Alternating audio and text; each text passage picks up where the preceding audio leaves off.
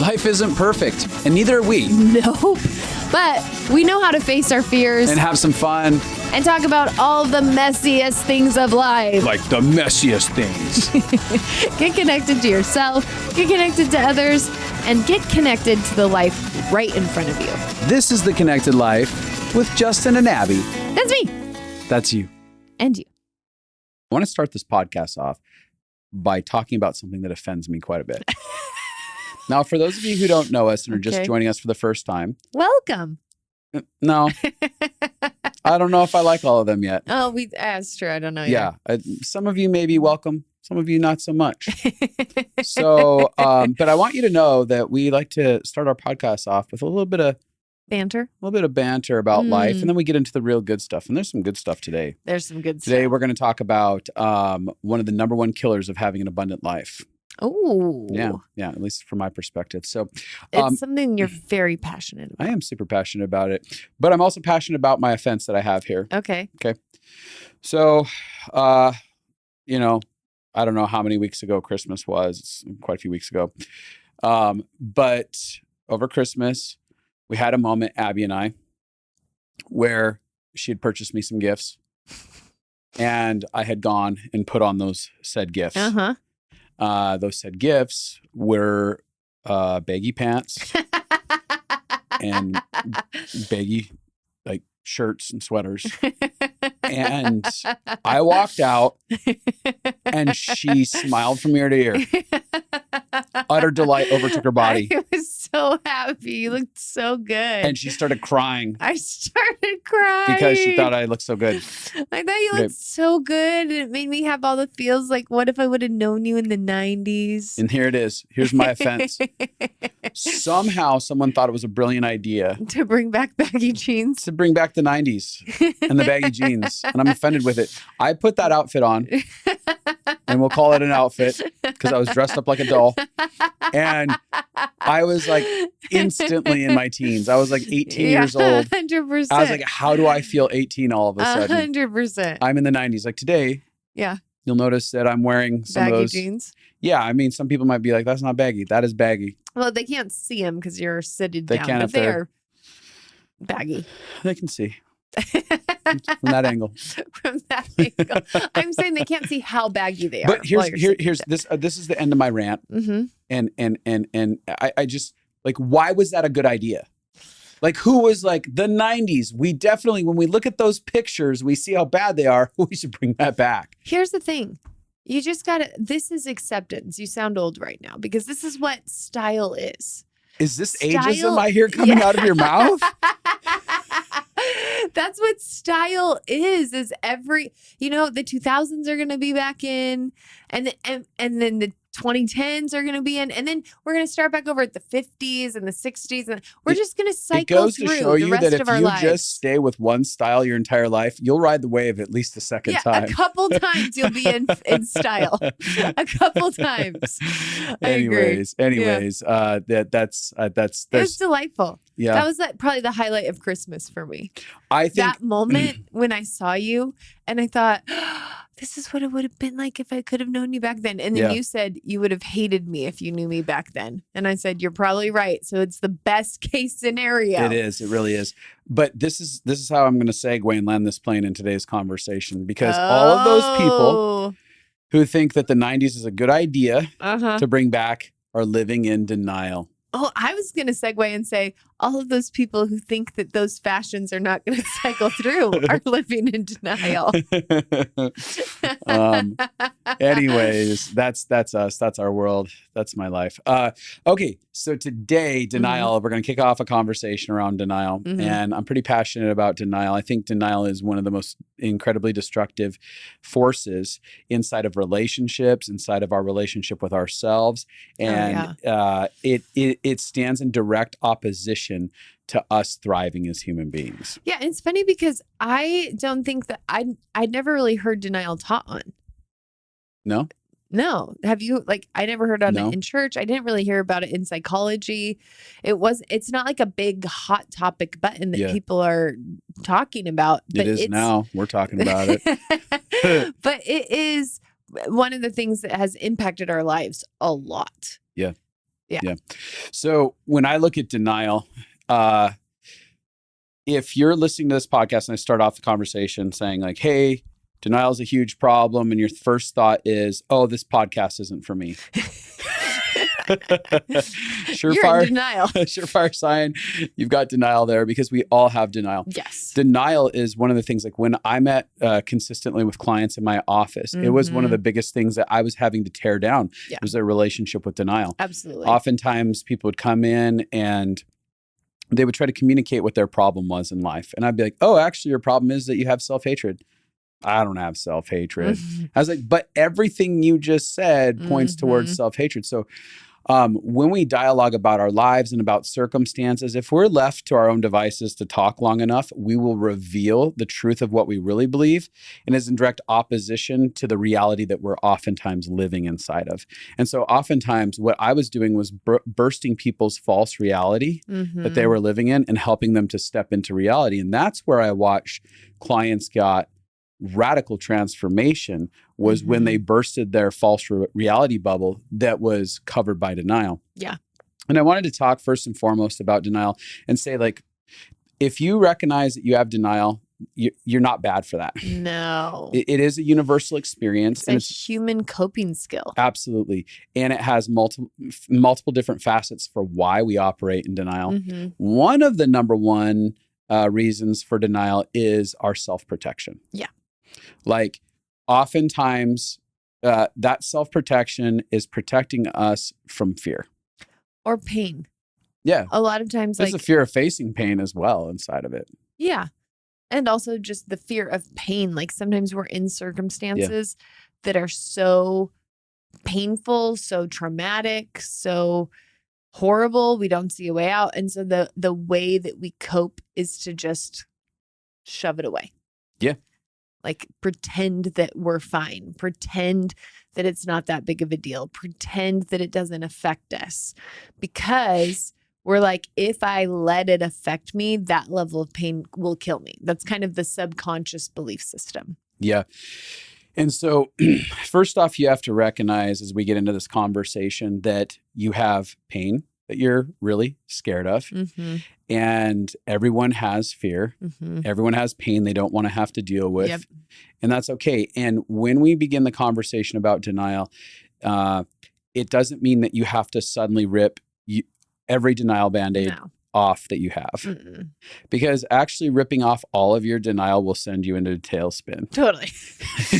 That'll destroy your life. Yes. I've been living an entire lie. And Meltdown City happens. But can I say something? Yeah. But facing denial is what actually got me out of pain. Yeah. So I always used to, we've seen thousands of clients one-on-one. We've had we started years ago in helping people work through their emotional health issues and help them get into more of a free, abundant life. And one of the graphs I would always show is like, denial is you're living with like a 7 just of consistent pain all the time. And the idea of letting go of denial means you might pop up to a 9 for a second. You might be like, whoa, there was pain behind that door. But then you'll drop down to like a 3. And so your actual overall life pain will be so much less, because as long as I had denial, that meant I was whole. It's like keeping your closet packed with pain.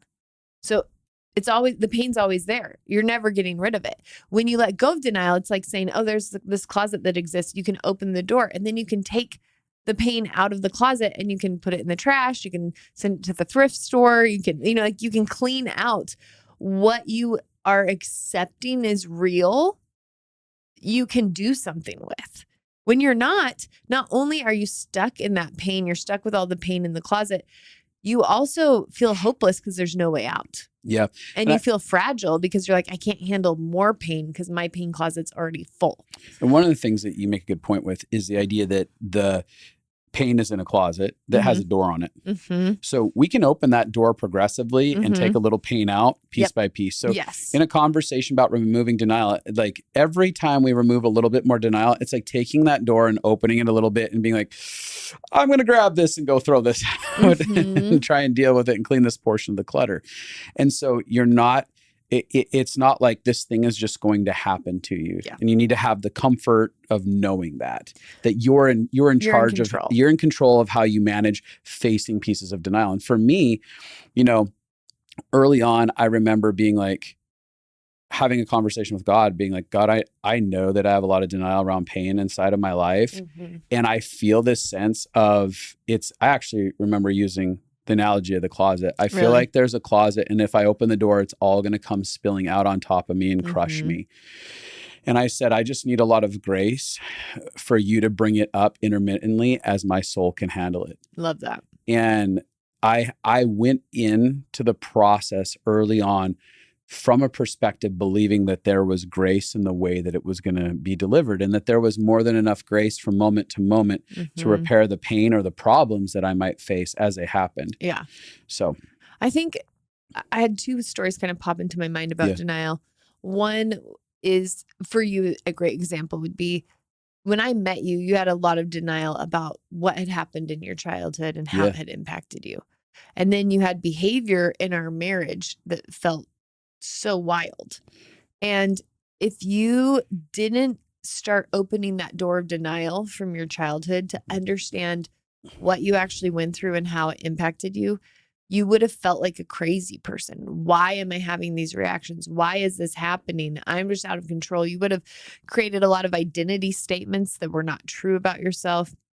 So actually ripping off denial wasn't just facing the pain, it was allowing compassion in. Yeah. It was allowing love in. When you decided to look at, I think about denial is we're trying to say something didn't affect me, or something didn't happen, or something that did happen that was painful wasn't that bad. And as long as we are denying what happened or its impact on us, we can't have compassion for our internal struggle, our internal story, the battles that we're facing, the things that we're currently trying to work through.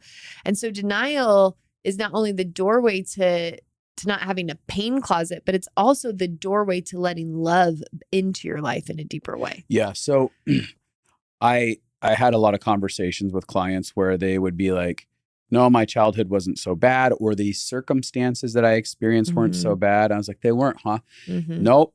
But then they have, their life is just littered with very destructive behavior as an adult. And it's not just that they're terrible people. No. Right. And I said, so what you're telling me is there's no reason for you being an asshole.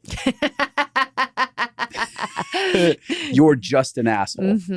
And they're like, and that's hitting them. Like, I'm not an asshole. I'm like, I don't think you are either. But the way that you're telling your story, when you're denying the reality of your history, then it just says you're just an asshole versus, oh, here's actually a person who has a history of pain that is perpetuating cycles of behavior now. And again, that's where grace and compassion and understanding floods in, is that they go, yeah, I'm not an asshole. It was really difficult. And this is why I do this. And I need to heal and and then they all of a sudden feel loved and cared for inside of that as they do that. Oh, yeah. I remember a moment that changed my life. I was at this conference and this woman got up to speak. And she was talking about how she grew up and her dad was an alcoholic, and she'd never really thought about it or noticed it, or she didn't realize he was an alcoholic. It was just like that was normal to her. And I think what is normal to us often lends towards denial of its impact because we don't know that that's not normal. And so she talked about how she ended up, somebody told her because of something she was doing with her kids, some codependent behavior, to go to this codependent, like anonymous group, people who are addicted to codependency. And so she went there, and then they start talking about having parents that are addicts. And as she's listening, she was like, oh my gosh, my dad was an addict. And then that like opened up this whole few year season of her realizing that most of what she thought her childhood was not fully how it was. And there was all this pain and all of these ways that she'd learned to just behave around the chaos and the craziness that was happening. And because she'd never acknowledged what was going on and the impact it had, then she couldn't acknowledge how that affected her. And so she said it took her it felt like the floor getting knocked out from underneath her for a couple years. And I remember listening to that story and I was like, that's so crazy. You know where this is going. That's so wild that she didn't know that about her childhood and that she lived in denial. And wow, it sounds pretty traumatic to like all of a sudden realize everything you thought was true wasn't true. Because that's kind of what it felt like for her. And I was like, wow. But she was telling about how liberating the process was and how much healing. Then it opened up her heart to get healing. And she felt closer to her husband and she felt closer to her kids. And now she could, like, her heart was way more open. And I was like, that's so beautiful, but wild, you know? How did she get this far in life not seeing that? And we're laughing because that is my story. I didn't know. I actually genuinely think God dropped that session in the conference because it was right before I was about to have a huge awakening. And it was beautiful that there was a pathway to hear, one, that it's not dumb that you have denial. Yeah. That you needed it.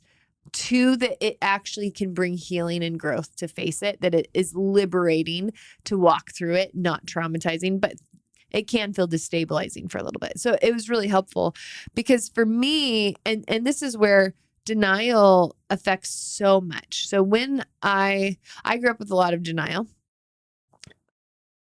one, because it was just my normal. Yeah. I think that, and two, subconsciously protecting yourself is like, it's fine. Everything's fine. We're fine. But it meant I had self-hatred so early on because I was suicidal and I was super depressed and I was having horrible experience, tons of anxiety attacks. I was OCD looping. I had all of this behavior, but because there was no ability to recognize there's a lot of chaos happening around me, I just thought I was crazy. Right. You must be effed up. You had a lot of shame. I was Like, born I'm just broken. a broken person. Mm-hmm. What's wrong with me? Instead of being able to see like something is affecting my me. Environment for what it is and the impact of it on me. Mm-hmm. And what that did was, because I denied the chaos in my childhood, which the irony is my mom was a drug addict. And I never knew that. So I'm listening to that lady share about how she didn't know her dad was an addict. And I'm like, wild. How did that happen? And then it was true for me. Well, it's interesting, especially because you wouldn't know because it wasn't like mom was pulling out a pipe and smoking from it. She was on prescriptions. No, I knew. I just didn't. I didn't know. Like I knew I saw it all. It wasn't like it was secret. It wasn't like it was hidden. No. I wasn't we had conversations about it all the time. I'm saying though, when it comes in a certain form, like, a prescription drug feels different to somebody and can compartmentalize oftentimes differently than, this is my mom bought crack off the street. Totally. You know what I'm saying? It's just, it can be denied differently. Yeah. And I did deny it. But I have all the same symptoms and I had all the same chaos that any addict family has. But I didn't realize that. But so what that and I never told you I told you so. So there's that.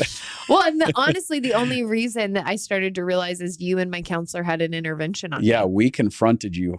That's how strong denial is I would feel angry at you for saying negative things about my childhood. Yeah. And I would be like, you don't understand me. That's not true. Yeah. And I would be like, no, you grew up in a drug addict's house. I'm not attacking you. Mm-hmm. I'm telling you there's a reason for why you behave the way you do. You grew up in a drug addict home. Yeah.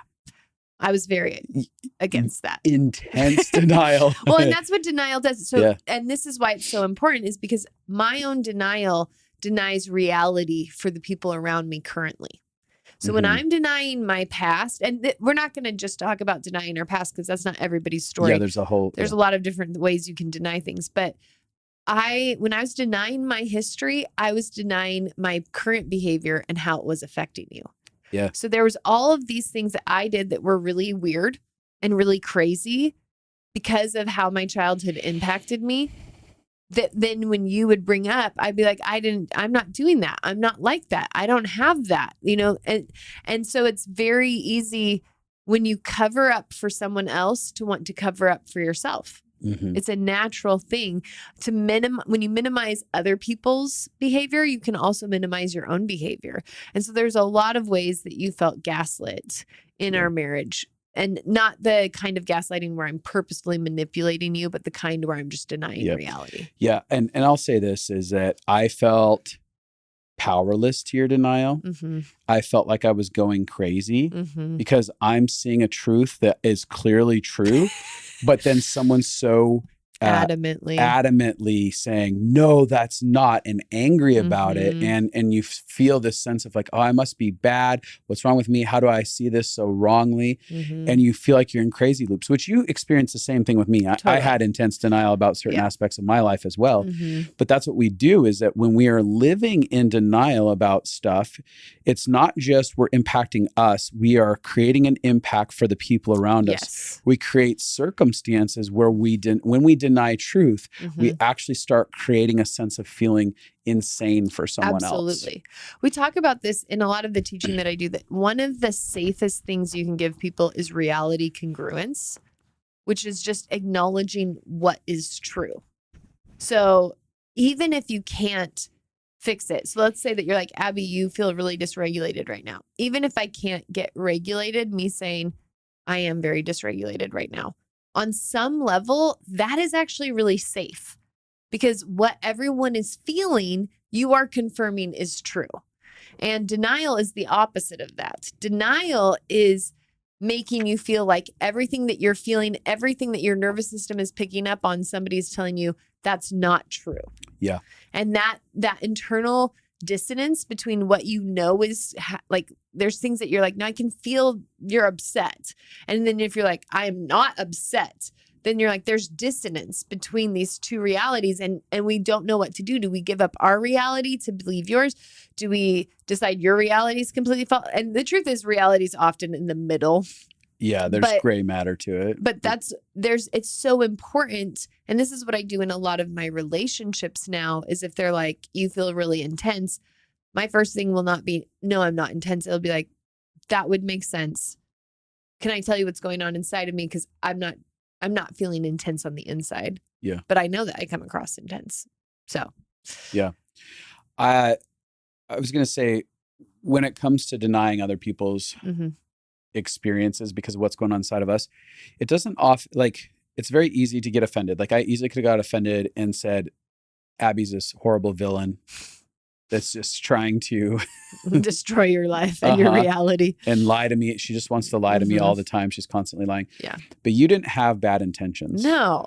And I think that we need to, like, if someone's sitting here listening to this and thinking about like 5 people in their life that are always denying shit, and they're like, they do. They're terrible people. They're always denying. No, they're not usually doing it out of malice. Absolutely. And you need to understand it's not malicious, and it's also not conscious. Like, when you were denying that reality, I didn't know I was denying you it. consciously had put a block, like there was a block to your consciousness it was happening in your subconscious.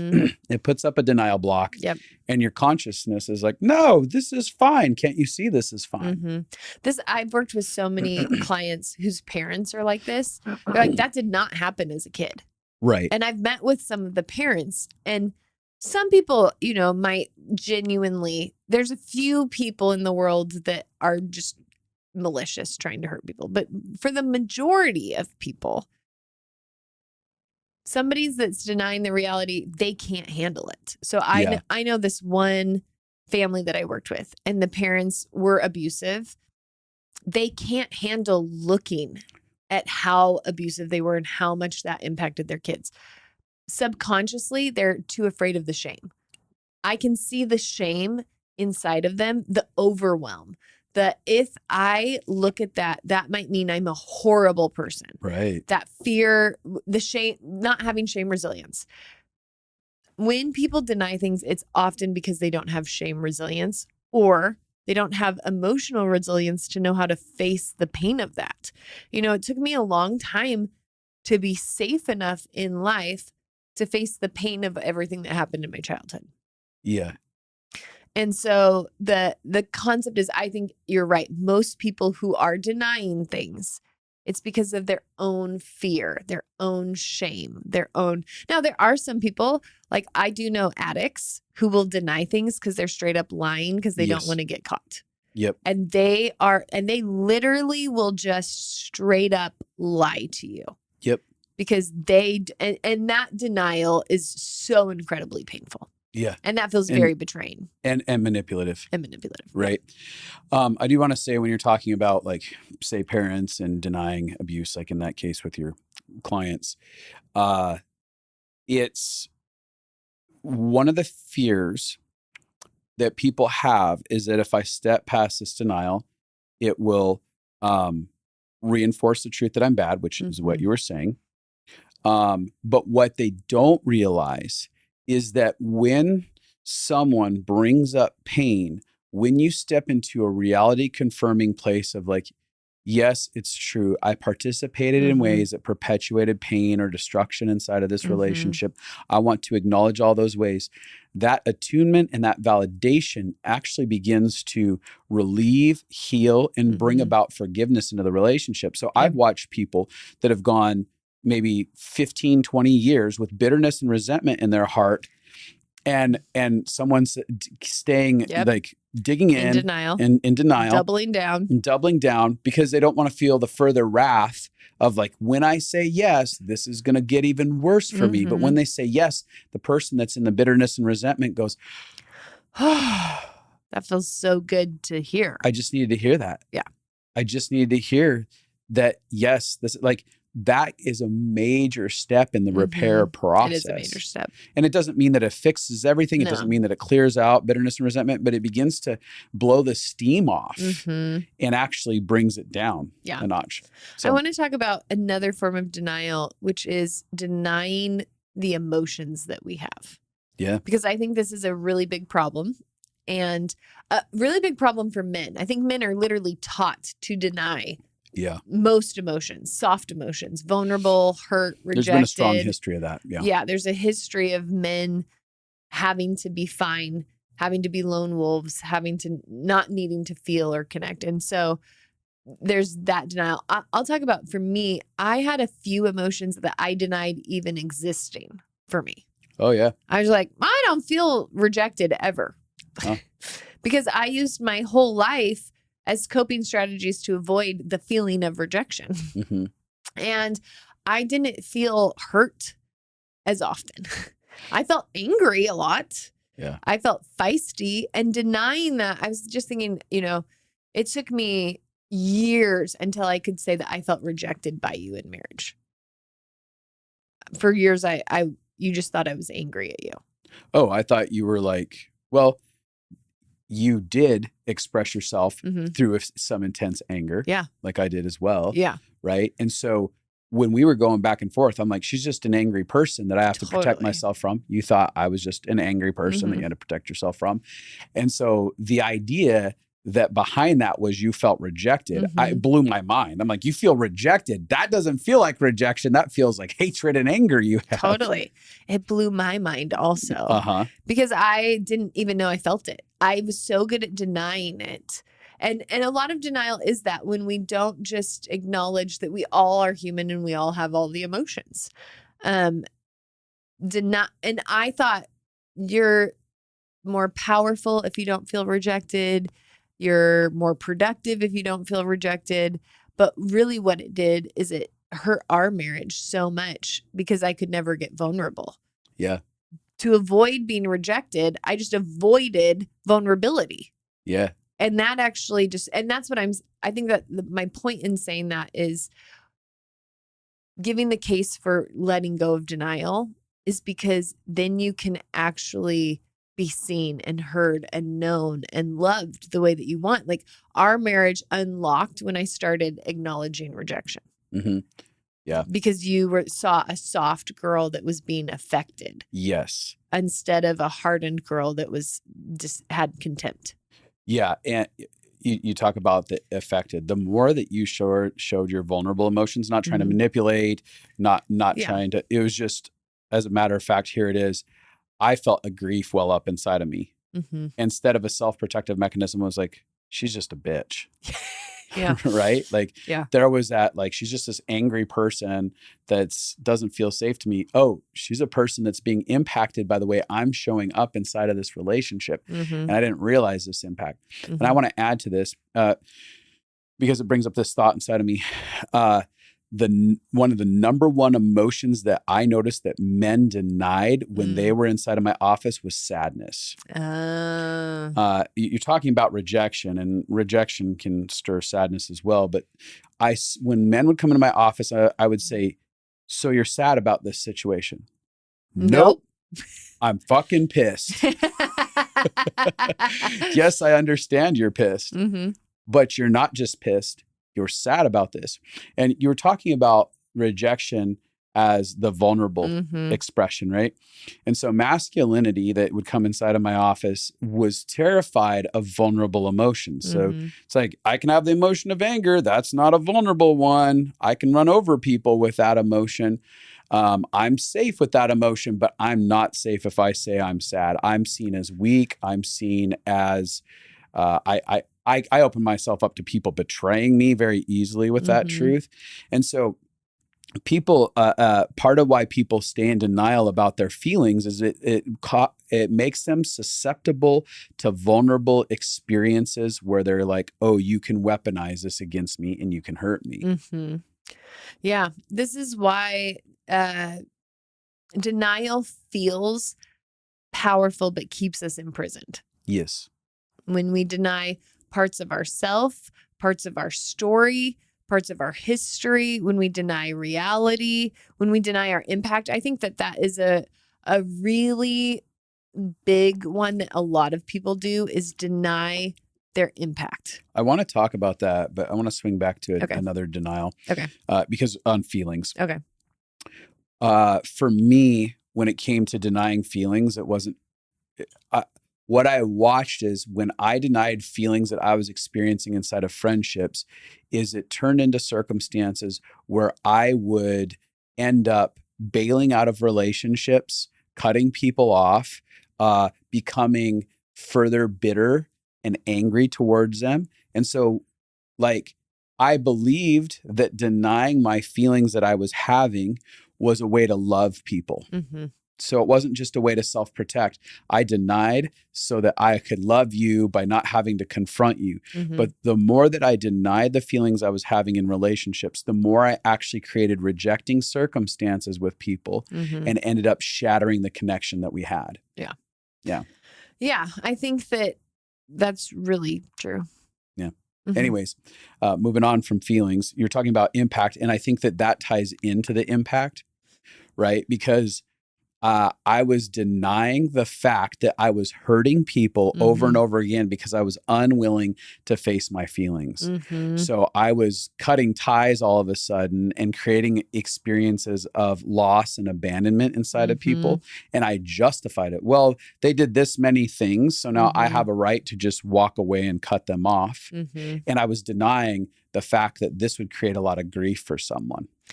Yeah. So many of us believe I'm allowed to feel pain or they're allowed to feel pain. And anytime we get into a conflict with somebody or there's drama with somebody, we think it's either all their fault or it's all my fault. And that either or thinking means we have to blame and deny any role that we have in it. In order for our feelings, like my feelings are hurt, in order for those to be valid, I have to deny that I was a participant at all. And so it has to be all your fault. And I didn't cause any of it. I didn't contribute anything to it. Or if I say that I did contribute, then it means it's all my fault. And that feels so untrue in every drama. I've never seen something that is all one person's fault. Yeah. Well, that's not true. There's a few things that are all one-sided. Like if somebody kills you, it's all their fault. We get the extreme, but situations. A lot of it is that both of us are combined. And so a lot of times I denied, like in our marriage, I was like, you are doing things that clearly are impacting me. And I was so focused on wanting that reality to be confirmed that then I was denying what I was contributing to the story. I oftentimes will hear people come out on social media and start whining about narcissists. But what if you're in a relationship with a narcissist? And it's this idea that this narcissist is the complete bad guy inside of the circumstance, and that they could never be playing a part with a narcissist. And I'm like, but you don't. If you actually have a true narcissist in your life, it means that you are a codependent person, that you have behaviors. Now, that doesn't mean you're making them be narcissists, but you are adding to it. You're denying the reality that I am playing a role. My lack of personal self-worth inside of my life is keeping me inside of a relationship with someone who's deeply narcissistic. Yeah. My lack of autonomy and healthy boundaries is keeping me from holding this person accountable inside of this. And that denial takes away any sense of personal ownership, and then it strips you of any sense of power. Yeah, and control for how to move forward. Right. Like healthy Otherwise, control. I'm just stuck inside of this thing that's happening to me. But if I can actually get out of my denial and say, the reason I got here is because I have pain from my childhood, and this feels just like my childhood, and this feels like it works out well, and I'm terrified of confrontation. I'm terrified of abandonment. Oh my gosh.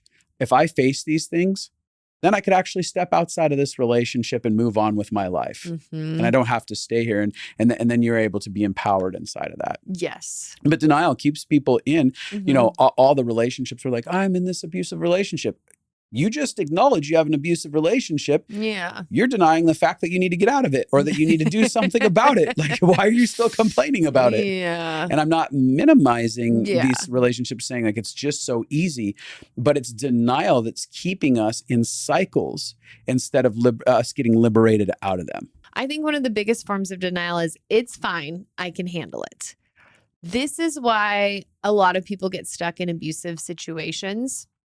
I know for me specifically, I've been in several abusive scenarios, and instead of getting out, like would have been healthy to do, I had this belief that I was superhuman and that I could handle their chaos or their narcissism or their aggression.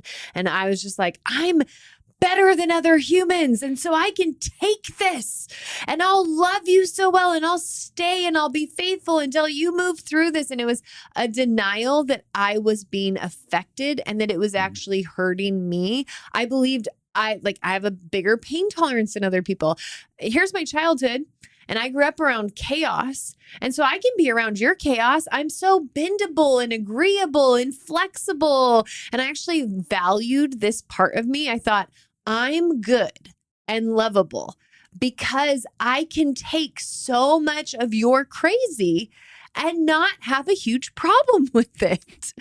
And so I literally denied my own humanity. I had this super ego and denied that their behavior was impacting me. And now I'd go back and be like, every time that I was in a situation that I let somebody do something that was abusive to me, it was transforming me because you have to protect yourself. I wasn't unaffectable. That's denial.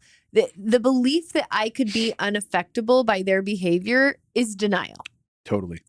So instead, I was transforming into a very self-protected person because of these situations. And I think that one of the things you have to let go of in order to step out of the abuse pattern is to let go of your belief that you can handle crazy or that you're valuable because you can put up with other people's behavior or that makes you good or loving or worthy. I think that's a huge part of what codependency is. Yeah, totally. Is the denial that every human is impacted by destructive behavior. Not anyone can avoid that impacting their personality, that impacting how they show up to protect themselves. And so to me, a huge part of stepping out of the abusive cycle is beginning to say, this is impacting me in a way that is transforming me that I don't like. And it's not okay. Yeah, that's really good. And you're even talking about the codependency aspect of it.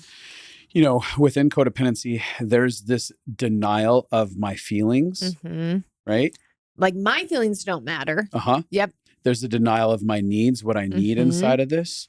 My safety doesn't matter as long as I can make you okay. So that's where boundaries all of a sudden get obliterated, right? And like you said, there's a denial of a worth, like, oh, I'm worthy of something. And so we have to look and go, a lot of the people that are stuck in even, codependent narcissistic relationships, a lot of times there's just a massive denial that's sitting inside of that, right? Yes. And again, you made the point. Did you say something about being superhuman? Yeah. Right. And that's the thing, is that when we deny our humanity, we create a false reality of believing that we can be the one superhuman being out there that has all the capacity, that has all the love to give. And it's really detrimental to our well-being. That's exactly what it is. When you're in relationship with abusers, you often are denying your own humanity. Yes. You're denying your own worth as a human being, as a child of God, and your own needs and your own value and your own, like, every human needs to feel safe and respected.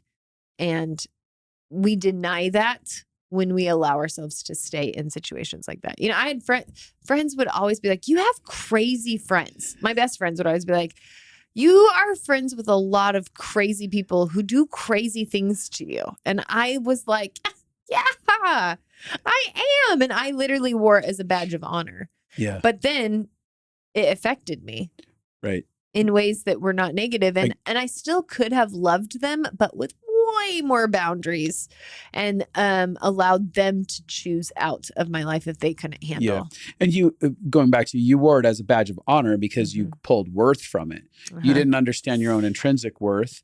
So you found your worth through, I can put up with this shit. And not only that, I denied my worth by staying in those situations so that I could feel worthy.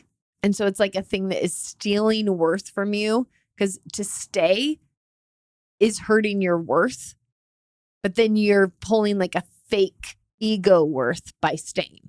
Totally. Yeah, that makes sense. Yeah. I wanted to talk about the denial of intentions. Yeah. Because I think that that's a really big one. So I think a lot of us, we deny our actual intentions. So for instance, sometimes our intentions will leak out through behaviors that we do. So you'll have a passive aggressive behavior. Like maybe you make a joke. Yeah. That's a jabby little joke. Edgy. And a lot of times, I'll see that people will, there's been times where I've been confronted, was that a jabby joke? Did you mean something by that? And I'm like, no, I didn't. No. I have no intentions. And cognitively, I didn't. Consciously, I'm like, no, that's not there. But when there's a moment of pause inside of something like that, it gives enough room for myself to go, I did mean a little bit of that. I have some emotions towards this individual. I have some feelings in this area, and it's leaking out in my joking. Now, it doesn't always mean that jokes are filled with stuff like that, right? But the point is that if we are willing to take pause when someone brings something to the table and makes mention of hey, it feels like something else is going on, instead of immediately jumping to denial, then we have the opportunity to actually discover something about ourselves. For me, when I discovered in situations with maybe jabby jokes or passive aggressive, I didn't even know something was being passive aggressive. Totally. Hey, that felt passive aggressive. It wasn't. I wasn't trying to say anything. Yeah. Wait, I was trying to say something. Wait, something is going on inside of me, and happening. I wasn't aware of it. Yeah. And in that pause, there's actually enough reflection on something that actually was really valuable, right? There's something that needs to be healed inside of me that I don't realize, or there's something that needs to be aired out between me and another individual that I'm not aware of. And taking enough time to breathe and look inward in those moments and really ask, what are the intentions that are going on inside of me? It is liberating for us, and it's liberating for the people around us. Yeah. I think, I'm thinking about so many situations in interactions I've had with friends where it'll be someone's intentions are actually, they were feeling really insecure. So they did something to try to feel more secure, either to try to boost themselves up or try to put somebody else down. And when you can just own that, I was feeling insecure. My intention was to feel better about myself. oh, I actually judged that person because I was feeling less than. And so I wanted to feel better than. Oh, I was feeling jealous or like I wasn't getting enough of my needs met. And so I went into the corner of the party hoping that somebody would pursue me and find me there. You know, like there's a lot of different things that we do that have intentions. And so we could be like, no, I wasn't playing any games, or I wasn't doing that. And like you said, most of the time we're not aware consciously that we're doing things. But so when things get brought up or when you have conversations, it does enable us to be like, what is the truth of what was going on inside of me? And the reason it's so important to not deny our intentions, I think it's human nature to immediately deny that you could ever have bad intentions. Right. And I know in marriage, like if I bring up something, it's very easy for you to want to be like, no, that wasn't what I was doing. That's true. You know? Yeah. And the learned behavior of taking time to be like, wait, what was actually going on inside of me? What was underneath that takes a lot of practice and time. But the reason it's so important is because this is why denial is so dangerous. And by being honest and truthful about ourselves and what we're experiencing is so important, is because our nervous system is impacted when we lie. When we lie to ourselves, our nervous system picks that up as a threat. So our body knows what's going on inside of us and what we're picking up around us. And when we say like, I'm not defensive, but we are actually being defensive, that dissonance, the difference between reality and what we're saying is reality, is there's a gap there. And that feels unsafe for us, because one of the things that is so important for us is to know what reality is so that we know when there is a threat that we need to be alerted by. So when reality is confusing for us, then it becomes a state of alert inside of us. And so when we lie to ourselves, when we live in denial about something, it actually causes us to be a little bit more on edge, which is why when you own a truth, when you say something like, I was actually feeling shame, and so I did blame, or I was actually feeling insecure, and so I did deflect. When we actually own those truths about ourselves, our own being relaxes. It goes, that is true. That is true. And that is real. And that congruence, that alignment brings relief, brings peace to us. And so we'll never live in a state of peace and well-being when we're denying our intentions, when we're denying our impact, when we're denying our behavior.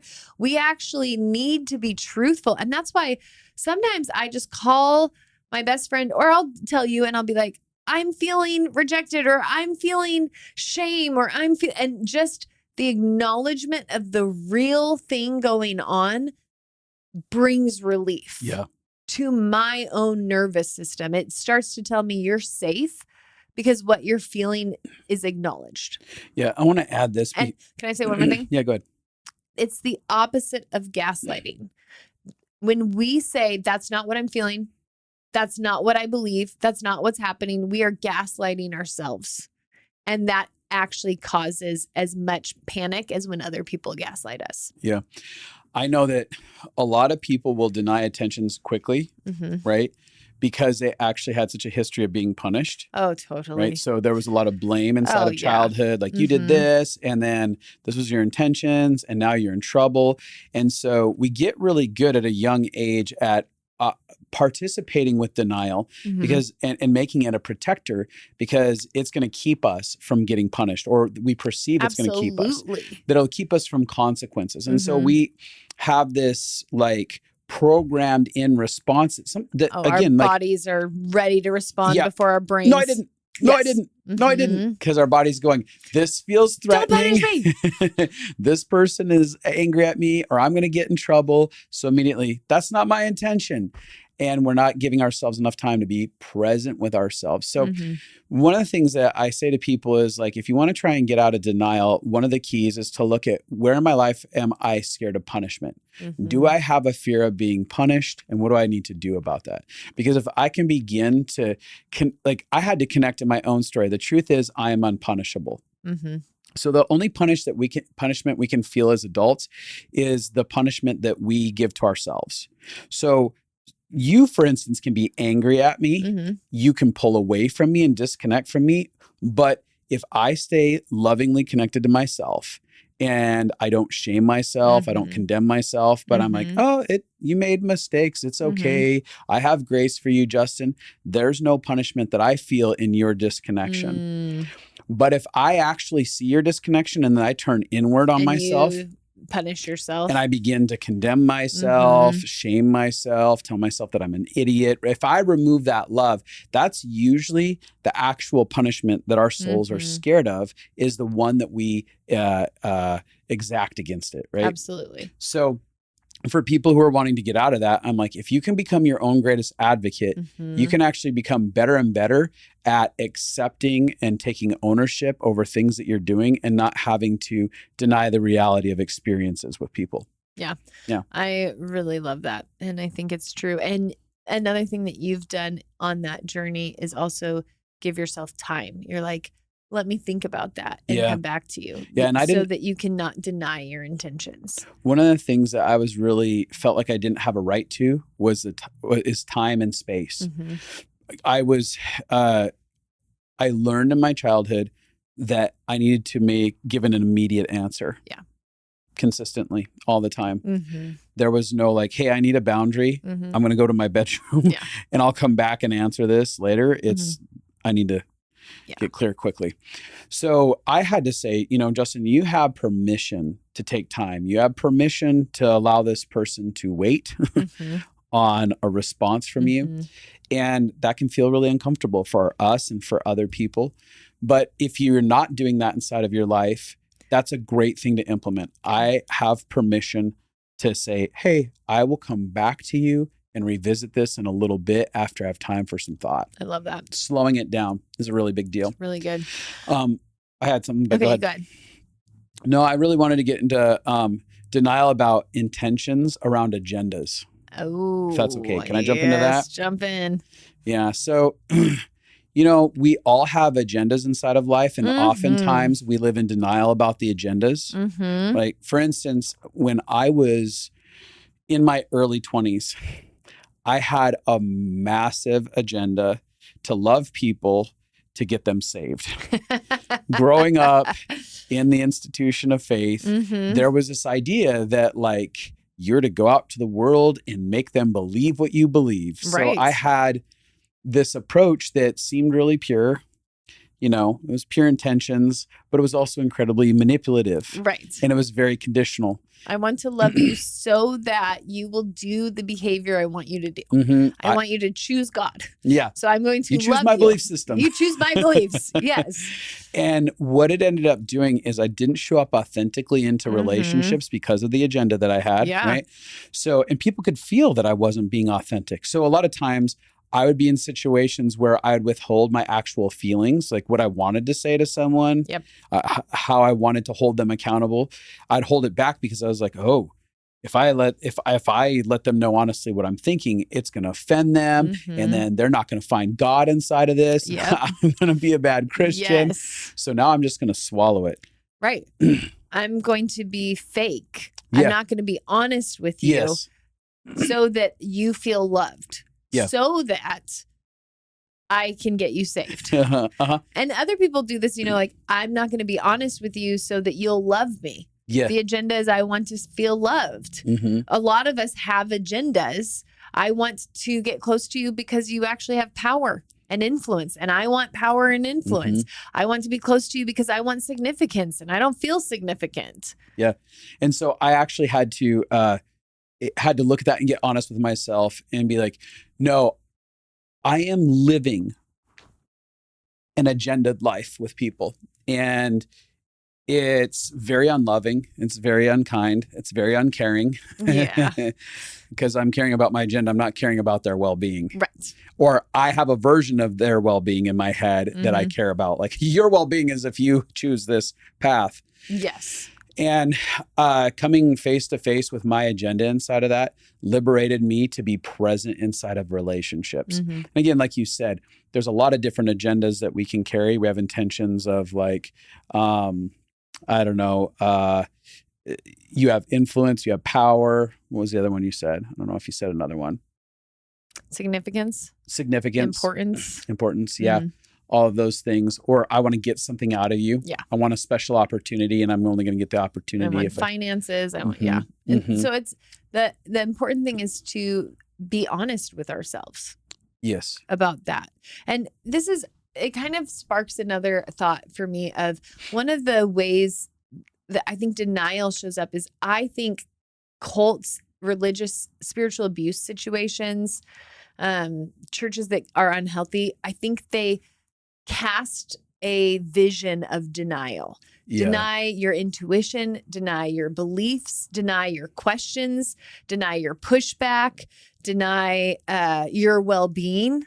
Yeah. For this system. And so it is a lot of the abusive cultures are built on denial and people buying into that. So just like you talked about there being an agenda that you learned, there's also often an agenda that we experience in religious institutions that can become dangerous. And so if we are not like the more we live free from denial within ourselves, the less we also want to give away denial to others, like things around us is what I mean. Yeah. And it's important to bring this up because this is something that I think is happening in church culture a lot.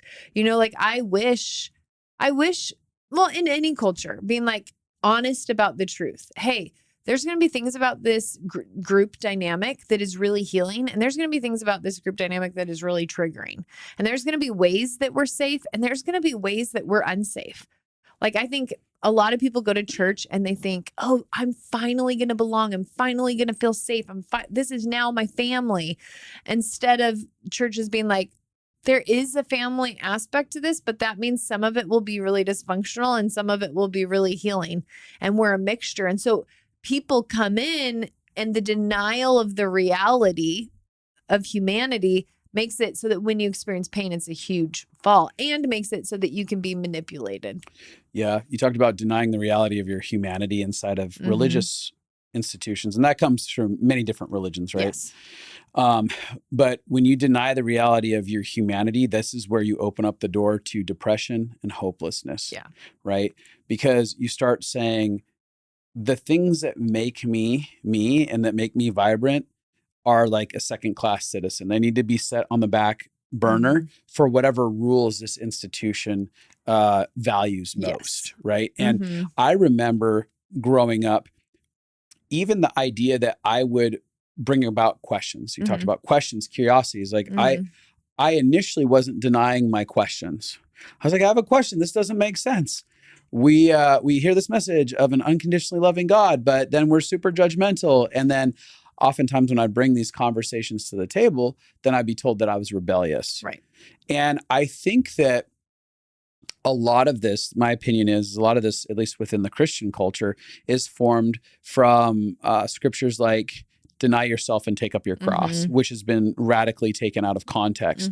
But what that's come to mean inside of it is deny your own wisdom, deny your own voice, deny your own intuitions that are happening inside of you. Yeah. Accept the broader culture and don't look outside of it. And I saw so many people that operated in the denying themselves in the unhealthy way, that what it did is it caused enough hopelessness and depression and despair inside of them that it finally snapped them. And they said, I want nothing to do with any of it because in order for me to stay part of this institutional system, it means I basically have to be non-existent. I can't actually be. I can't learn. I can't grow. I can't walk out my own journey. Right. So it gets really messy and it can be really painful. Ultimately, at the end of the day, healthy denial is the idea, because there is a healthy denial. I agree. I don't think all denial is wrong, but it's the idea that I'm going to deny participating in things that exacerbate my own personal destruction. I'm going to deny feeding my ego. I'm going to deny doing behaviors that will destroy my life. Like for me, I want to be healthy. I'm allergic to sugar. So I'm going to deny eating that piece of chocolate cake. Yeah. But I'm not denying my nature for that. I'm actually denying like, hey, that is destructive for my body and I want to feel good. And so a lot of I want to deny myself if I'm trying to love you and I feel my self protectors come up, that's not my authentic self. So I'm not denying myself. I'm saying I don't want to be defensive. I still want to have a boundary. Like I'm denying the harsh side of me to find a loving side of me. So there is a truth in our ability to deny ourselves, but that is different than denial. Yeah. There's this idea that you can communicate a truth and deny a destructive approach to it. Yes. Right? Like you said, you could have pain inside of you and not deny the pain, but deny the approach to lashing out and cussing me out. Instead, you could choose, I'm going to acknowledge that I have pain and I'm going to come at it in a way that's healthy and productive to our connection. Yeah. Right. And this is, I would say, like, it's become a very big core value. The more I've realized it creates safety to have reality confirmation. It's something that we've worked on this from the beginning of us building together. Yeah. Which is we are messy. We are broken. We both have gone through so much trauma and we had so many trauma protectors that we are sorting through and growing and becoming. I'm sorry, I have something in my eye. You good?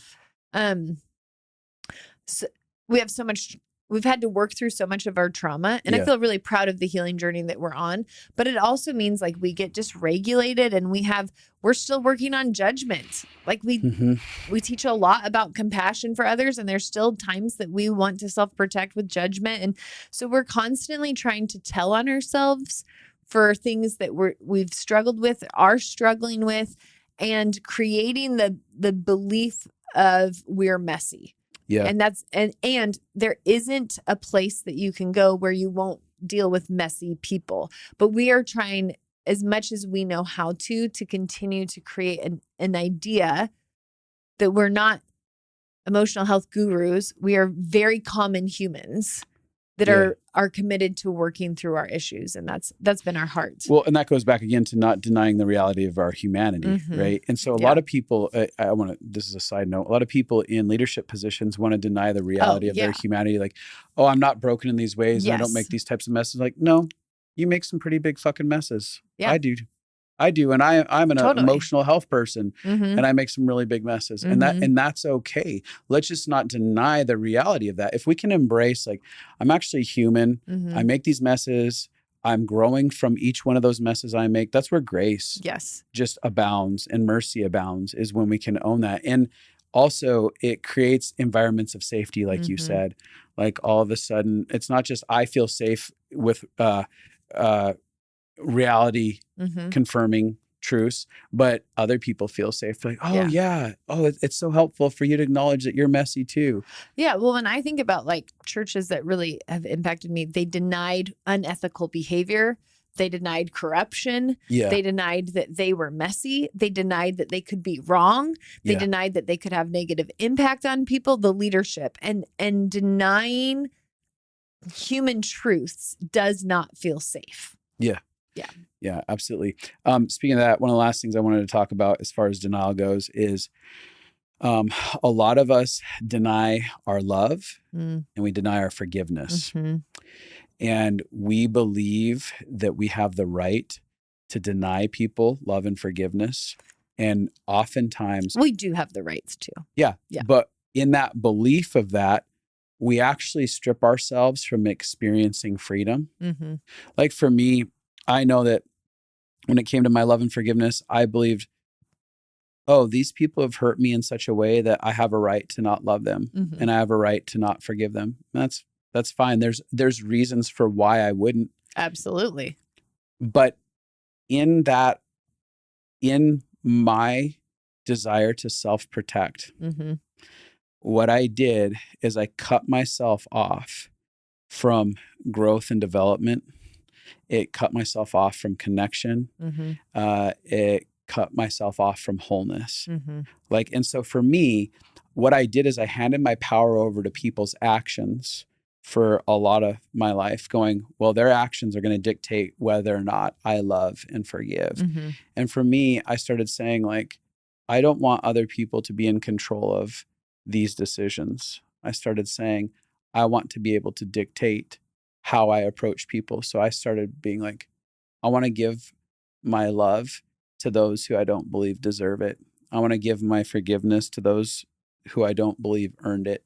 That didn't mean that I eradicated boundaries inside of my life. You actually had to have more boundaries for you to be able to have love and forgiveness. To be able to implement love and forgiveness to people who maybe still didn't acknowledge their role in how they treated me, I needed to develop really great boundaries. But that was another way that, like, as I removed my denial of that, it required the development of something inside of me. And I became so much more powerful in the way that I did relationships. Yeah. So. Yeah, I would say that you have opened your heart to the flow of love. Yeah. When you let go of the denial of giving that to people, and that has made your life better. Yeah. And I want to say this, it comes at a huge cost, right? It comes at a cost of potentially being hurt further or being misunderstood. It comes at the cost of having to face down pain inside of ourselves. It's not an easy thing to do, right? Yeah. And again, I want to be clear. We're not talking about keeping yourself in abusive situations. No. For the sake of love and forgiveness. No. I think we should actually have a whole podcast on love and forgiveness and what it isn't. Yeah. Because I think people can so misconstrue what that is. But yeah. So boundaries are valuable. I think that I love more when I have strong boundaries. Yeah. I want to say this last thing about love and forgiveness. Because, an aspect of denying love was denying someone's humanity. Right? When I denied love for them, like, part of loving someone can be one of the simplest forms of giving away love is recognizing the humanity in someone else, humanizing them. Yeah. So I started being like, oh, I may never let them in my life again. But when I think of them in my mind, or when I see them in person, do I see that there is a human behind the pain I've experienced with them? Yeah. Do I see that there's a human that was made with intrinsic value in God's eyes? And oftentimes that love extended to having compassion on them in the sense of like, oh, I can see that there's a human that's in a lot of pain and they're perpetuating a destructive cycle for me and for other people in their behavior. And my compassion moves over into, oh, I hope that they get free from the torment that they're in this area of their life, and that can be love. I may never let them back in my life, but I just see them through the lens of a beautiful expression of God's creation. I love that. Beyond their decision making, because I know at the end of the day, there's a lot of painful things that I've done to people too. And I would hope that they could still see my humanity beyond the messiness of my mistakes. Yeah. So I just want to close this conversation up with the reality is, the more I've ripped denial out of my life, the more alive I've felt, the more relief I've felt. Yeah. Even though I've had to face pain, I felt relief, because when you call what is true, it's when I started to say, this is what my childhood actually was like. It was like my whole being was like, finally. When I was like, oh, this is the bad behavior I'm actually doing, my whole being was like, yes, and it feels good to not only know myself, know my story, know my impact, but also to have other people know me and love me there. It's so invigorating to have people actually know the truth of your being and love you there. And so I think it has empowered me. It's made me feel more capable, more powerful, more confident, knowing truth and not living in denial. It's built shame resilience. So it's created a grounded reality. Yeah. Right? You have a much more grounded reality about life, and your identity is a place where your identity gets formed. Yeah. So this is our encouragement to you listening to take steps to be more truthful with yourself, more truthful about yourself, without shame, without self-hatred. Like earlier, I'm like, if I admit, oh, I think I'm insecure and that's why I'm behaving this way, I can say, and it makes sense that every human wants love. Yeah. And we're all trying to find pathways to it. And maybe I can find other pathways, but not having to beat ourselves up. If you just remove denial, but you bring in shame, you'll destroy your life. That's so true. Yeah. Yeah. Careful how you rip that denial Band-Aid off. Hey, for those of you who are listening here, I don't know if you're on YouTube yet, but head over to YouTube, hit the subscribe button and the bell button. And if you got anything out of this or you value our podcast, one of the best ways you can give back is the subscribe button. Yeah. Wild. And a rate and review, maybe on Spotify or on Apple Podcasts. Like anytime you do that, comment on YouTube. Yeah, it gets our name out there and stuff like that, and allows other people to find us and access the help. And come say hi on Instagram. Yeah. Yeah. On the old Insta. Ask questions if you have them. Comment about the Don't be offended if we don't respond. episodes. We're working on our system of responses. Sometimes I just don't see things. Yeah, I miss it. It's weird. I'm trying to get it. So, hey. Hey, I love you. I love you too. You're a better person because you've let go of denial. Oh, I thought more and more. Oh, I thought you were going to say I was a better person than you. I was like, yeah, totally. But if you said that, that wouldn't be true. Yeah, I'd just be living in denial, wouldn't I? All right, guys, we're out. Love you. Bye. Bye.